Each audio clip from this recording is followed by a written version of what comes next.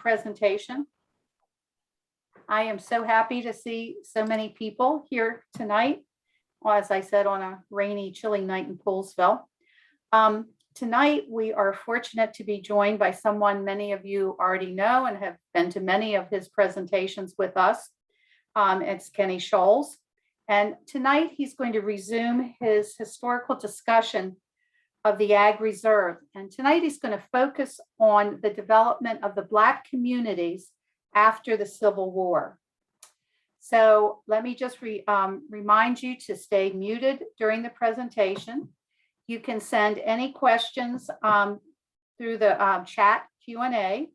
And always, if you enjoy the presentation, be sure to check out our website and register for our other presentations and activities. So Kenny, I think it's all yours now. All right, great, thanks. It's great being with you all again. I'm gonna share my screen here. So I'm going to assume you can see my slides. Just let me know if that's not correct. So thanks so much for the intro. Really great to be back here. I feel like it's the third Thursday, like every other day. And these months are flying by right now, and I'm still getting used to it being dark out as I do this right now, but we're getting there.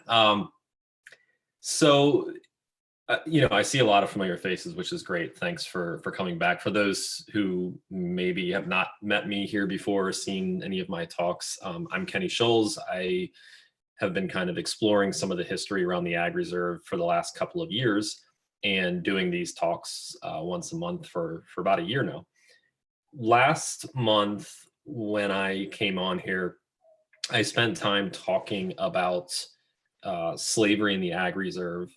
And really talking about how, you know, slavery was initially introduced to this part of Montgomery County and this part of Maryland in the late 1700s, and then talked through that progression and what that looked like here up until the Civil War.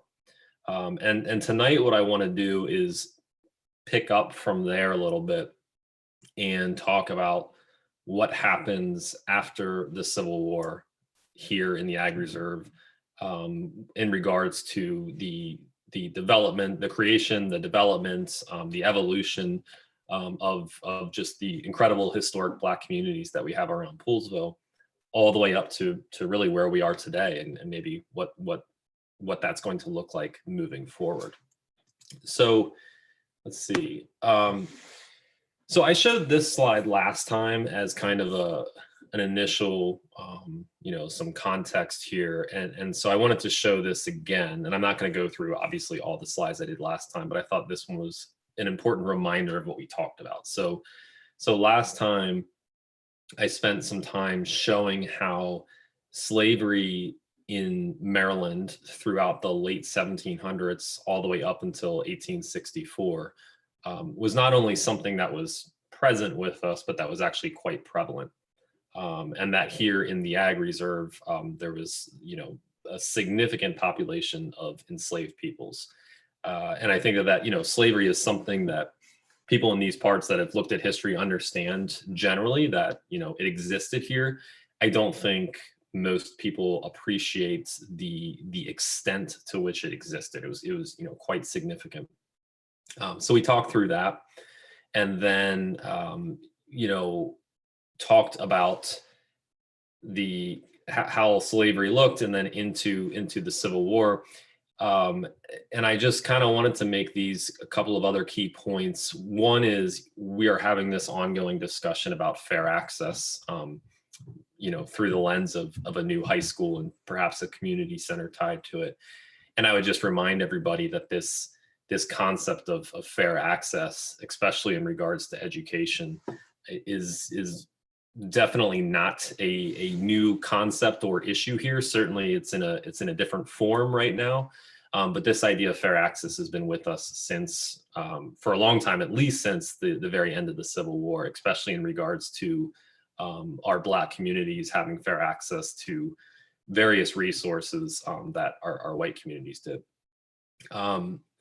Secondly, I would say, just as a reminder that, you know, whenever we talk about these issues, obviously this is, these aren't exactly light issues. And I think that they're quite important to talk about. But I also want to be clear that when we talk about these things, this is not through the lens of, look how bad this place was, or, how terrible the people were, or anything like that. It's more a view that we have a lot of lessons to learn about our own past here, that there is good and bad here. And that I think we've come quite a long way, but that we have plenty of more work to do. So that's kind of the second piece. And then the third thing I would say, and again, this is just that same context I kind of laid down last time, which is I feel kind of conflicted as a white guy talking about, the development of Black communities around Poolesville. And so I just want to be clear that my intent here is to simply share what I know about them, and it is not everything. It is not conclusive. It could not be, because I do not have that lived experience. So this is not an intent of me trying to kind of tell those stories. It's simply sharing what I know in hopes that maybe it causes some of you to kind of get interested and dig further, into the issue, because I do think it's a really important topic. The three periods that I'm going to cover tonight really start at the end of the Civil War up until the 1930s. And then we go from the 1930s to the 1950s, and then finally the 1950s to really to present. And the reason that I'm looking at those three periods is what I want to talk about is the development of Black communities, but specifically using local schools for Black children, and how they evolved over time. Because I think it does kind of a nice job of also correlating to the larger way that the communities have kind of shifted and changed since the 1870s. Okay, so if we go back and we put ourselves in the 1850s here in the Ag Reserve, and you can see on the map there, Poolesville is kind of right in the middle. What we have is a number of these large farmsteads. I think you could call them plantations, even though I know they're a little bit different than what we typically think of when we hear the word plantation. But they are these large homes, all very much owned by wealthy white families, all with lots of property, and all with enslaved persons working on the land. In some cases, larger groups of enslaved people than others, but definitely prevalent in all of these places. And in fact, all of these homes, of them still have the housing in which those enslaved people live. This is still with us for us to observe. And so in the upper left there, we've got Inverness from 1818. Below that, we've got Annington down by White's Ferry, which was built in 1813. Below that, East Oaks from the 1820s. And then kind of right next to it, Chiswell's Inheritance from the late 1700s. And then up top in the center, we have Mount Carmel from the late 1700s. Then Aix-la-Chapelle from 1812, Darnall Place from late 1700s, and then Montevideo from 1828. So these are all places that, for the most part, came about, towards the very tail end of the 18th century into the early part of the 19th century. And as I talked about last time, as white settlers moved into this part of Maryland looking for primarily fertile grounds in which they could grow tobacco, they brought the enslaved persons that they owned to these parts as well. And so as they were, we talk about different names of people who, for example, Inverness in the upper left, if you look at the records online who built that place, it'll tell you that Charles Wilson built that home. Well, Charles Wilson did not build that home physically with his hands. He might have designed it, he might have planned it, but there's no question it was enslaved people who built that home, who are unfortunately nameless. So it's an important thing to remember that these structures, they all got here and they were all lived in by white families, but they were not built by those white people. So we have the Civil War, and we kind of got here last time. And given Poolesville's location and kind of this part of the Ag Reserve's location, relatively close to DC. Its location right on the Potomac River, with a number of good crossing sites across the river. It was a particularly important spot for the Union to hold. And so as a result, we've got Union soldiers pretty much here in the Ag Reserve from start to finish of the war in some capacity or another, right? A lot of movement taking place, a lot of different camps around the area. I saw Jim Pools on here. I'm sure he could give a whole, multiple lessons on that. But point being that we've got this situation throughout the Civil War where we've got a contingent of Union soldiers in the area, plus these homeowners who are, for the most part, Southern leaning or Southern sympathizers. In some cases have, husbands or sons that are actually off fighting for the Confederacy. And we have these enslaved peoples also on this land all at the same time. So it's kind of this interesting kind of mixture taking place. And clearly, I think we all know the outcome of the Civil War, and as a result of that outcome, actually before the Civil War even ended, slavery was abolished here in Maryland in 1864. And you can see this is just the actual line from the Maryland Constitution, kind of, I think it was November of 1864, laying out this emancipation. So we have this emancipation order. The formerly enslaved are now free. So all of our issues are over, right? We're all good now, right? Obviously, no. While these formerly enslaved persons were now free, so to speak, you have to kind of question what value does freedom play if you don't have any financial means, if you have not been provided an education, if you have not been provided any land, right? So all of a sudden, these individuals are, no longer in bondage, but they are certainly trying to figure out what do we do next. And what starts happening is in the 1870s, throughout this part of the Ag Reserve, we start seeing our Black communities become developed, right? And these are very much still with us today, which I think is actually quite unique and very special. And I always think about this period between 1865 and the early 1870s, around 1872, when there's like the war has ended, but these communities have not yet started yet. And I'm always kind of wondering what actually happened in that 7 or 8 year window. And I think basically what was happening was all of these formerly enslaved people now are free, but they don't have anywhere to go. And so they largely just continue to work on the same farms where they were enslaved, working for the same people who were enslaving them, so that they could figure out some way to build up the means upon which they could buy some land. In some cases, they were given land by some homeowners. But basically what you have here is in the early 1870s, these communities start popping up. And, they're all in generally the areas around where these big plantation homes are, right? Which is not surprising. They're not moving far from these locations. And even once these developments start, they're still largely working in the same, locations that they were when they were enslaved, but now they have these communities that are being built. And, with this newfound freedom to build these communities, the enslaved now have an opportunity to do some things that they were not able to do previously.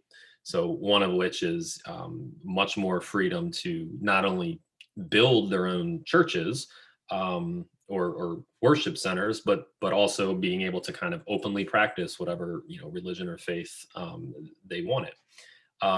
There's also now this ability to educate their children, which under slavery in most cases, education of the enslaved was outlawed in most places. So as a result, you have these individuals that have been under slavery and not, in many cases, not even literate because they had not been provided that education at that point in time. So now we have this opportunity to start building these communities and these centers within these communities of religious activity plus education.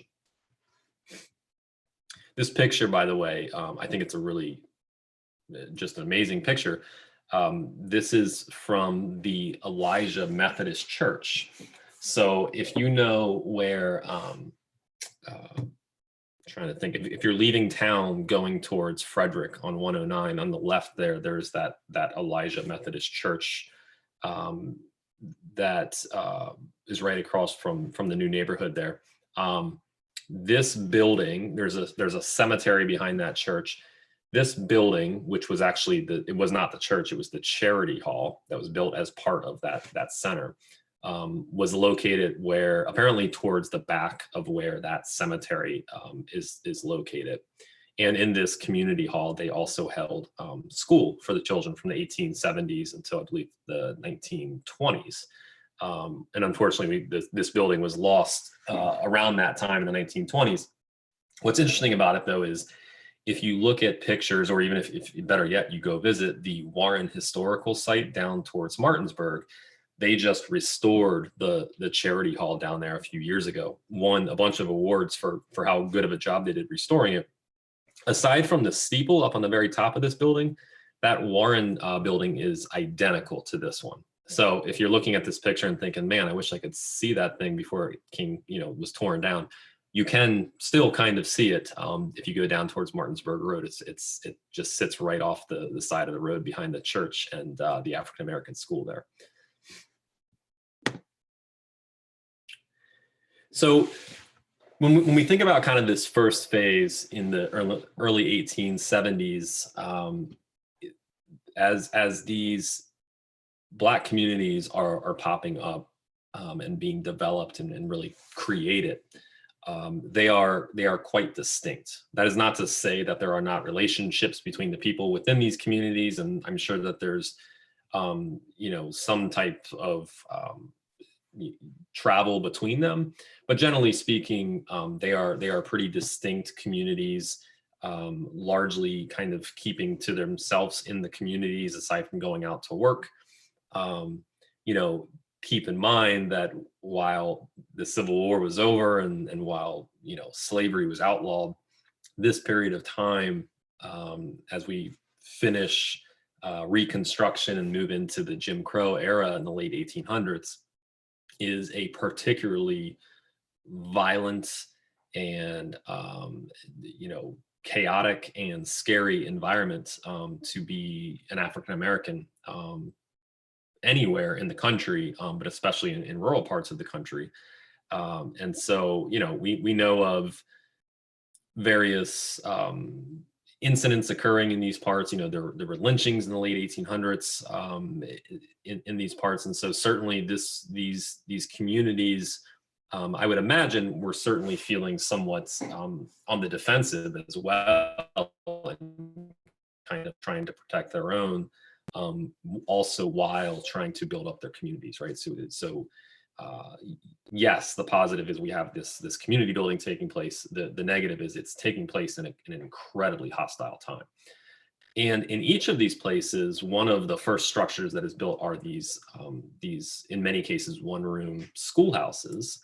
And so I think it's kind of interesting to see, they each kind of have their own, aside from Jerusalem and Jonesville. So Jonesville is out towards where like the beauty spot is, out on Jerusalem Road. Those two communities, apparently because they were so close together, largely shared the school and the church.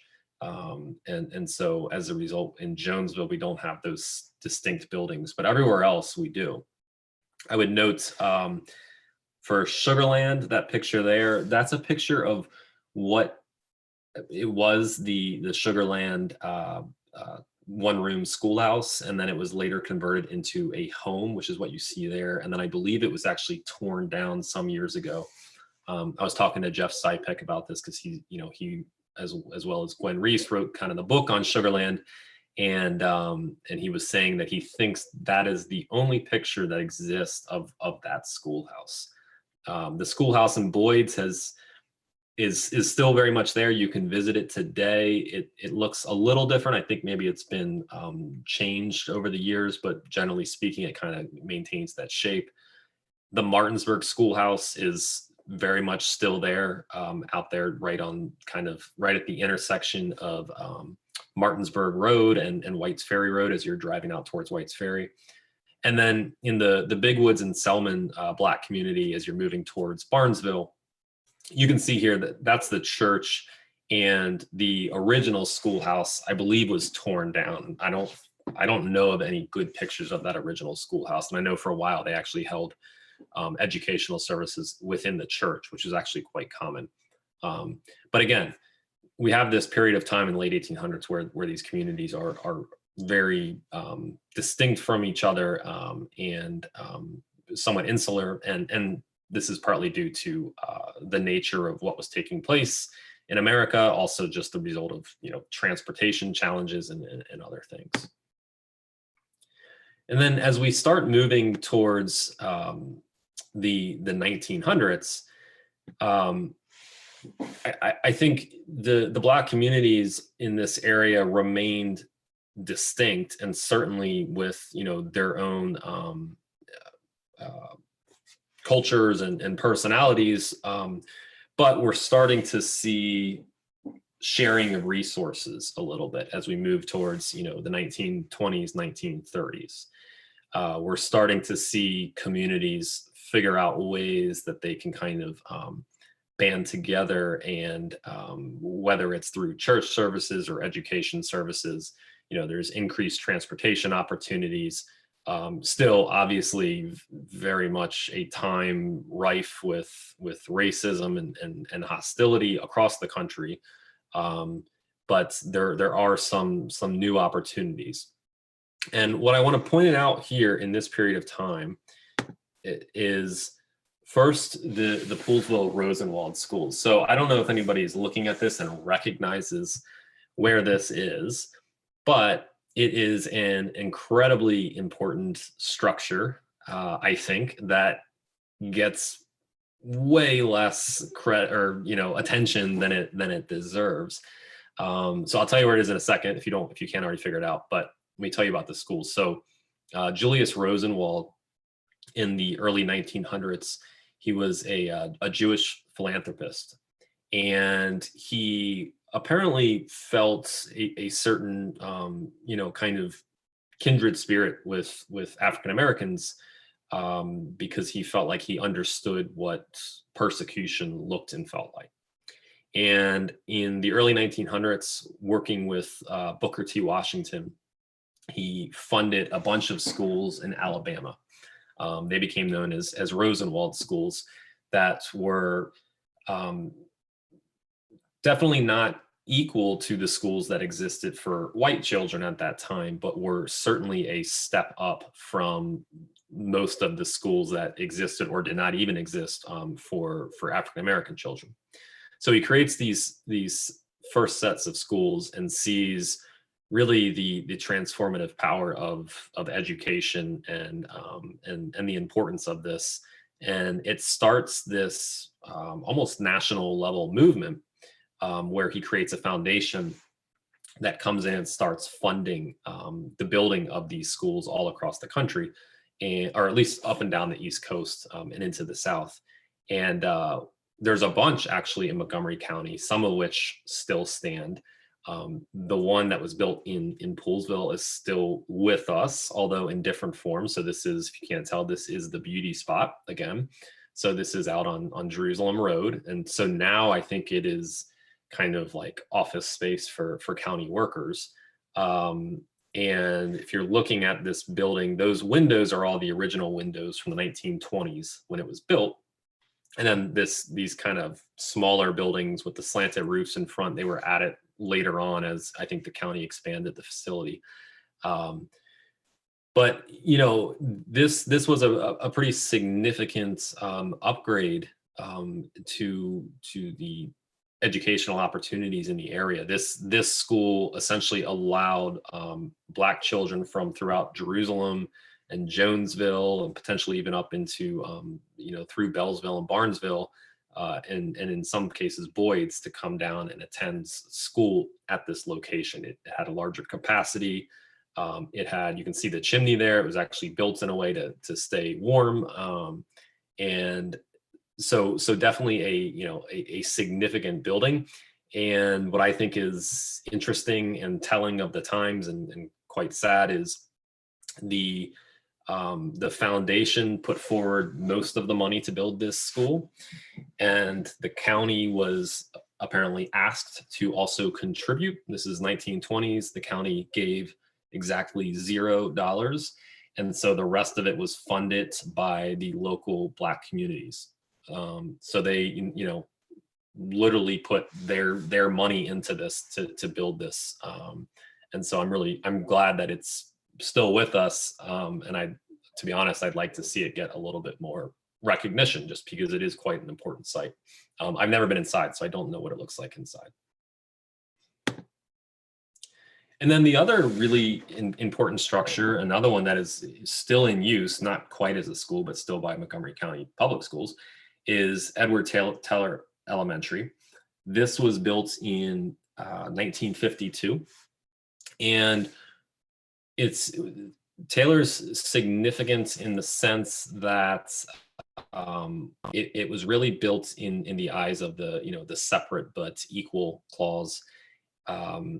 It was built for purely Black children. It's in the Boyd's area, and it was initially designed to house students from kind of the rural parts of Poolesville, stretching all the way up towards what is now Clarksville and others. So it had a quite a large area of coverage, and allowed many Black children from throughout this part of the Ag Reserve to stop attending those one-room schools and come to Taylor Elementary. And it's interesting, there occasionally I'll even have individuals reach out to me who are still in the area, who attended elementary school here, which is fascinating. The school is named for Edward Taylor. That's the picture of him there. He was a graduate of Howard University, a big proponent of education. He essentially ran the educational programming throughout Montgomery County for Black students throughout I believe through the 1920s into the 1950s. He was really one of the major forces that helped get the first Black high school built in Rockville in the late 1820s, early 1830s, or 1930s, sorry. And then he also was a big advocate for getting this elementary school built. It opened in 52, and my understanding is he would spend his mornings teaching high school down county, and then he would drive up here every afternoon to check in on the children here. He sounds just like a really incredible person, and unfortunately, I think he actually passed away a year or two after the school was built, which is sad. The interesting thing that happens here, though, is it's built in 1952, and then in 1954. The separate but equal clause is struck down by the Supreme Court, Brown versus Board of Education, and segregation is now unconstitutional. And so what happens from that period through the late 1950s into I think 1961 is when Taylor Elementary was actually desegregated itself. But we go through this process of desegregating schools here in Montgomery County. This was, I believe, one of the last schools, if not the last school in Montgomery County to be desegregated. And what's fascinating about this one is, in most cases, when you have desegregation, you have Black students coming into what had been a white school. In this case, in desegregation, we have white students actually entering into and beginning to take classes at what was a Black school. So it's almost kind of the reverse of what we've typically seen across the country and what we saw at Poolesville High School, which we'll talk about in a minute.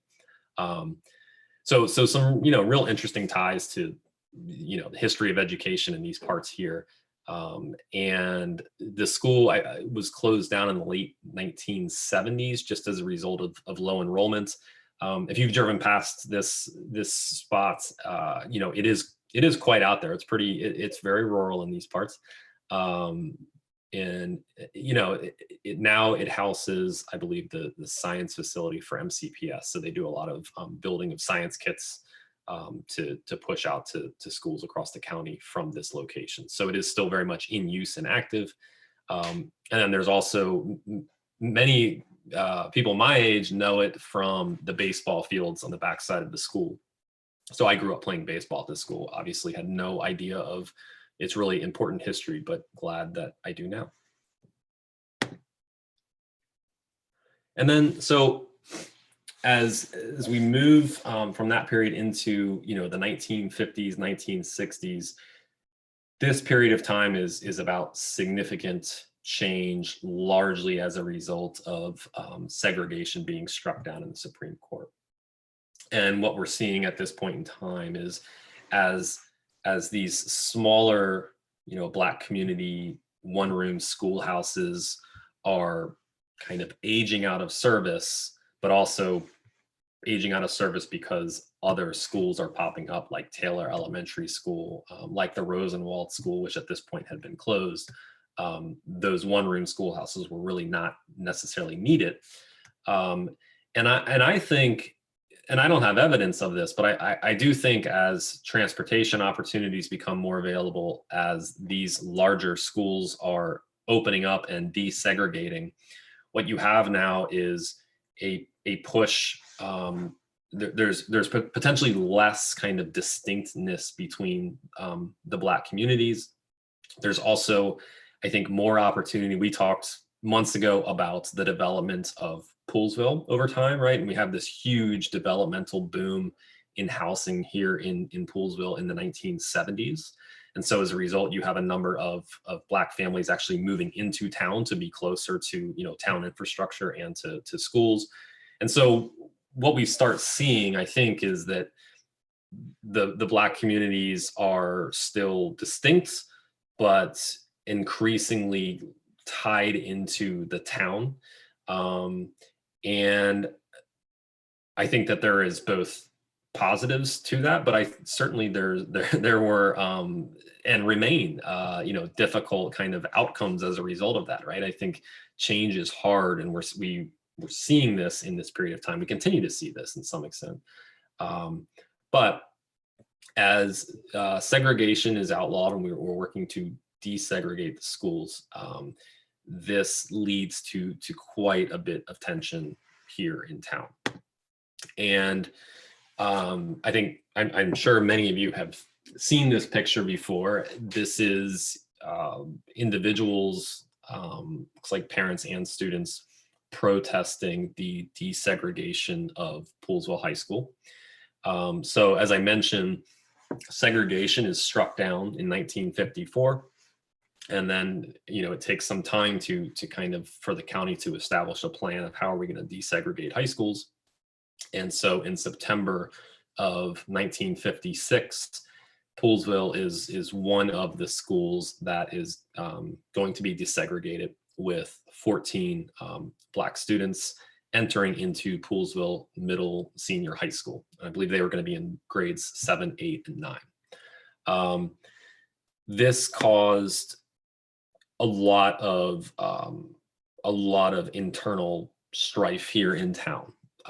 There was significant protest, a lot of staged rallies, multiple meetings, both in town and on the outskirts of town at various individuals' homes.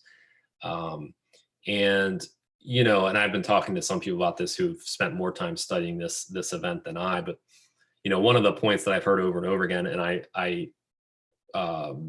have seen it in kind of reading back through the newspapers myself, is sometimes you'll hear people try to portray this event and kind of the tension and the opposition that took place to desegregation here as the result of individuals from down south or somewhere else coming into town or being bussed into town to kind of make a show and to oppose this, and that's just not true. It's not true. It is true that there were 2 or 3 well-known kind of well, I think we would call them white supremacists now, that were kind of going across the East Coast, pushing back against efforts to desegregate. They did show up in town, and they did play some leadership roles in trying to organize local families and students against the desegregation. But there's no question that it was Poolesville families that were very much protesting this, and there were Poolesville families that were for it too. I mean, there were also supporters of the effort. So I don't want to make it sound like everybody in town was against it. On this first day in September, I think there was something like half of the students at the school stayed home. The other half came. There was a lot of people kind of milling around outside the school. I think I have a picture. Yeah, so here's an interesting shot from outside the high school. And if you've been by the high school lately, I mean, it doesn't look that different from this angle. This is kind of that parking lot along, if you're like on Wooten Avenue looking at the high school, the corner of like Wooten and Elgin almost. And so you can see kind of this was the scene on day 1 or 2. But within a week or so, I guess just it was clear that this was the law, this was happening, and that people needed to accept it. The crowds began to dwindle, and after the first week, my understanding is that while, don't get me wrong, Black students at school, I'm sure, still faced all kinds of hardships and difficult circumstances.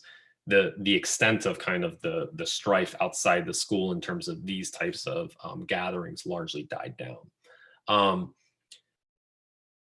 I think, when you look at the newspapers and the records on this, what is interesting is Poolesville is pretty distinct here. When we look at desegregation of high schools across the state of Maryland and even up and down the East Coast, I mean, Poolesville made national news with this. This was abnormal in terms of the extent to which there was so much backlash. And so, I think it's important to know that this was a very significant event. There's a newspaper article talking about these white families there at the school, but a number of Black parents of these students kind of off on their own, and a police having to go over and kind of assure them that he would stay there at the school and watch over their kids. And I can only imagine, as a parent, putting your child into that situation, knowing that this is the right thing to do, but my God, what a hostile type environment to be in. The other thing that I think is kind of fascinating here is when you look at the interviews in the newspapers, when they interview the students, in those cases the high school students who stayed home, and they ask them why, they almost all say like, well, it's what my parents told me to do. I don't really understand exactly why, but whatever they want me to do. And so you can almost see, to a certain extent, I think we see like similarities almost to various issues that we deal with today, where the younger population is kind of taking cues from parents, but largely, kind of open to change. And so I think that also plays into the fact that at least the level of very overt protest of this dies down relatively quickly. And so in 1959, Robert Taylor there graduates from Poolesville High School. And I could be wrong on this, but I'm fairly confident that he is the first Black graduate of Poolesville High School.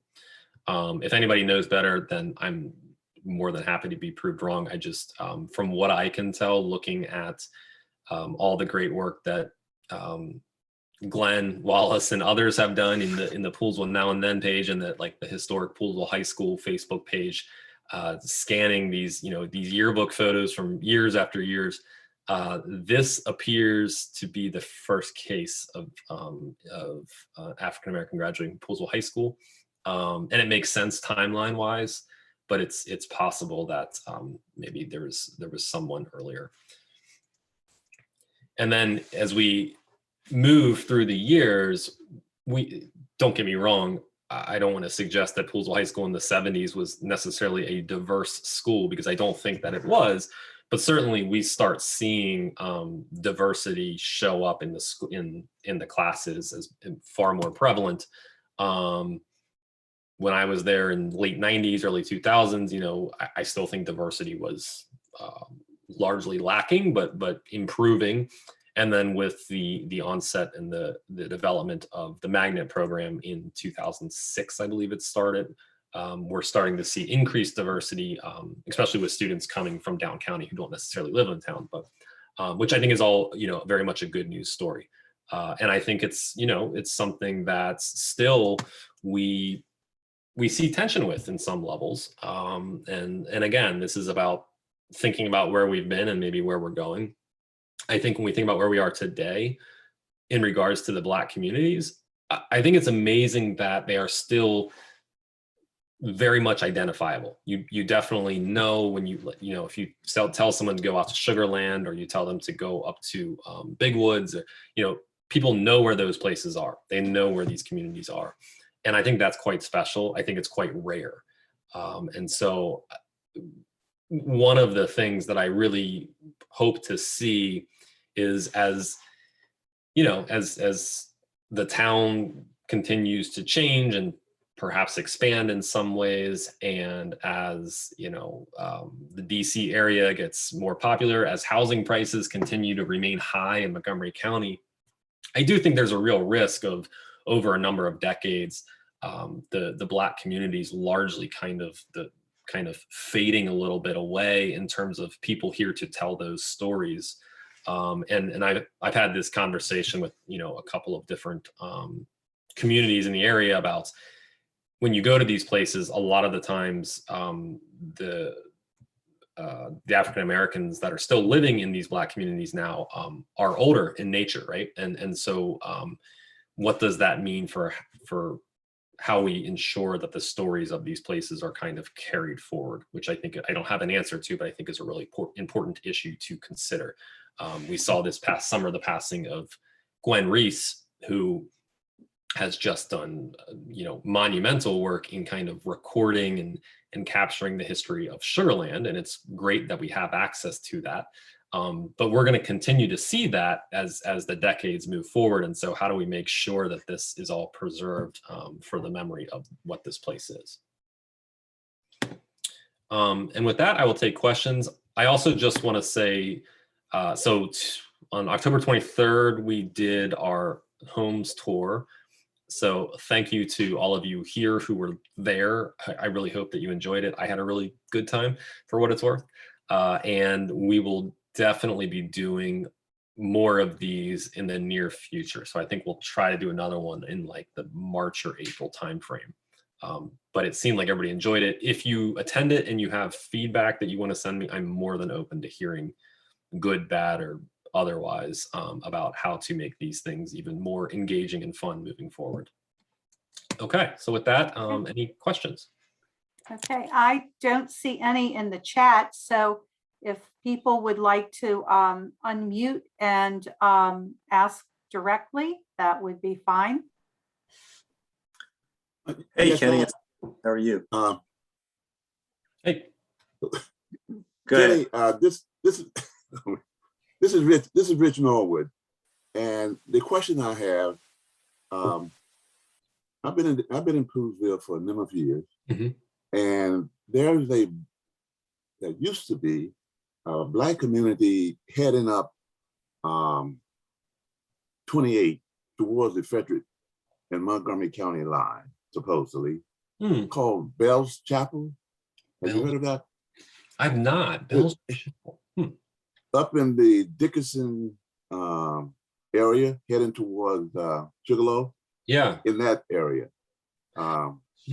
So I know that there is the remnants of a Black community up there in that area, right at the base of Sugarloaf. I actually think it's maybe just across the Frederick County line, but there's an old church there and a cemetery. That might be that. It's kind of all, I think it's on it's on like a gravel, very country road, kind of around the backside of the mountain a little bit. But yeah, it is that might be it. I don't know if that's the same place you're talking about, but it sounds like it's in that Yeah, general. that sounds like, Yeah. I've heard about it and I've gone up there to see what I could see, hmm and I was never able to see anything at all, and if it's Yeah. far. I'll yeah, I think I have some pictures from when I went up there like last summer. I'll see what I can find and see if I can send it to you. Okay, cool. Yeah, no problem. Okay, there's one question that I see. It says, is the county doing anything to recognize and preserve the school at the beauty spot? And is there a historic marker there? Yeah. I don't think that there's any marker there. Because anytime I bring that place up, people are generally surprised to hear it. I think if there was a marker, people would at least see it. I don't think that the county is doing anything to preserve it. I also know that the county doesn't. I mean, I know there's a lot of frustration in town that I share with, like the hours out of the beauty spot and whatnot, but I don't think there's any plan by the county to do anything with that site otherwise either. But yeah, so I guess my answer is I'm not sure. I hope that something comes to play, and maybe that's just that requires us to kind of be a bit more vocal about it. Are there any other questions? Does somebody want to unmute and ask a question? Yeah, Kenny, it's Jack. How are you? Hey Jack, what's going on? Good. Did you come across any reference to the Freedmen's Bureau with the right after the Civil War schoolhouse development? Because apparently that was one of that federal agency's purposes, but it was only around into the early 1870s, I think. Yeah, the Freedmen's Bureau, which came out of, it basically existed during Reconstruction, and then once Reconstruction ended within a decade or so, it kind of petered out a bit. Yeah, I know that they were funding schools across the South and the East Coast. I don't know. I haven't seen the Freedmen's Bureau come up here in this part of Maryland. It doesn't mean it wasn't here, but I haven't seen evidence of it. Okay.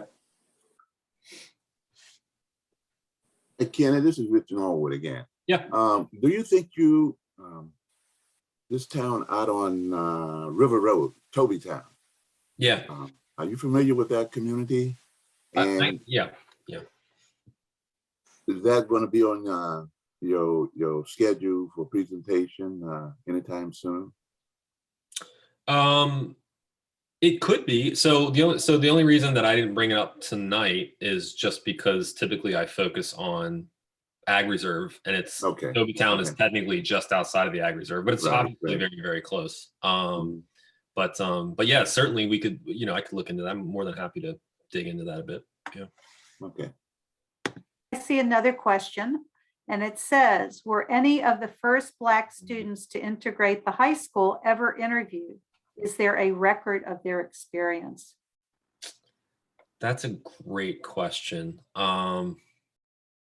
I don't know offhand. I know I've talked to individuals before who had like cousins or whatever that were in some of those initial classes, and they kind of there was like secondhand stories that I've heard, but I don't know that I've seen any kind of interviews anywhere. That would be amazing to get our hands on if it does exist, just to make sure that those are kind of captured. But I don't know of any. I haven't seen any myself. When we had our conversation with Connie Morella, she was a teacher at the school that year. And she remembered, and I don't remember the name, but she remembered one particular student whose mother came to her and said, please watch over her for me. And at the end of the school year, the mom came up and thanked her because Connie did as requested. Yeah. And the young lady had a good school year. Yeah. There's also an account of Mrs. Hearst Perjurer, who I think the library is named after. Yeah. She worked at the school, and I don't remember if she was a teacher, if she had a different position there, but there's an account of her going out amongst kind of the crowd and kind of, kind of gathering up a couple of the Black students and walking them through the crowd and essentially turning to a bunch of the parents, telling them they should be ashamed of themselves, and then bringing the kids into the school, which is, once I heard that story, I'm like, wow, I'm glad that I'm glad the library is named after her. Yeah, that's great. There's another question, and it says there is a small cluster of homes on 28 just before 118 that were occupied by Black folks, right where that house burned several months ago. Yep. Was that a community or just random? No, it might have been a community. I mean, yeah, it could have very well been a community. I don't know much about it, just because, again, it's a little bit outside the ag reserve, which is not this. I just haven't looked. But that is true.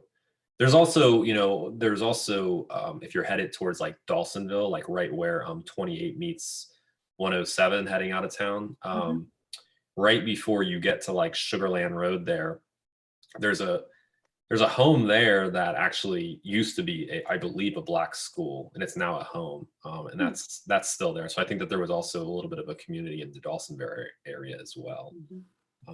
But yeah, so yeah, I think there's a bunch of those types of little pockets of communities kind of all around these parts. I remember when Terrell Meyer came into the community as principal of the high school. She was kind of a historic type, had interest. She said that each of the communities had 3 main buildings. Yep. So that would have been the school, the church, and the charity hall. That's right. And that's what makes the Warren site out on Martinsburg Road so special and unique, in that all 3 are still with us, which I think might be the only place in the entire state of Maryland where that exists. Okay. Kenny, if you were talking about Virginia Hirschberger, is that who you were referring to before? She was also a principal. I knew Virginia. And the library, are you talking about the current library in Poolesville being named? That's named after Maggie Nightingale. You're right. I'm sorry. Yeah, Maggie was president of the library board and did a lot to bring that library to fruition. Yeah, that's right. I'm mixing up my powerful women. I apologize. Yeah, but Virginia was both a teacher as well as a principal. Okay. At the time of the integration, that was a combined school, and Ms. Hirschberger was the principal, not of the high school, but of the lower grade. Of the elementary. Oh, Yeah. Yeah. Okay, that makes the elementary or the junior high? Well, it was elementary all the way up, I think. It was a combined everything. It was K through 12 when and I didn't know that. I think so, yeah. Okay. Yeah, that makes sense. I knew I didn't think she was a teacher. I thought she was like in the admin somehow, but yeah. Do we have any more?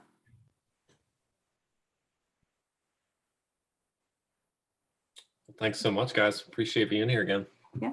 I hope you all enjoyed tonight's presentation. And as always, we learn so much about our community when Kenny comes and visits us. If you have any questions, anything occurs to you later this evening or in the days to come, you can email them to info@poolesvilleseniors.org.